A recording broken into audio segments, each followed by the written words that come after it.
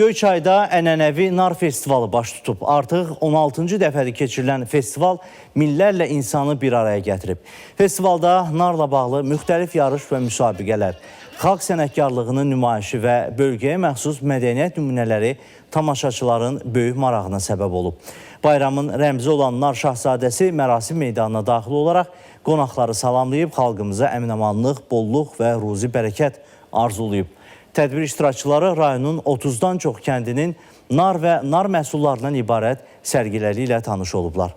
Xatırladaq ki, Nar Bayramı ənənəvi nar festivalı və mədəniyyəti 2020-ci ilin dekabrın 16-sında Azərbaycan Respublikasının 1-ci vitse-prezidenti Mehriban Əliyevin dəstəyi ilə UNESCO-nun bəşəriyyətin qeyri-maddi mədəni iş üzrə reprezentativ siyahısına daxil edilib. Bundan neçənci festivaldır ki, biz iştirak edirik. Nardan hazırlanmış cürbəcür məhsullar bizə çox maraqlı gəlir.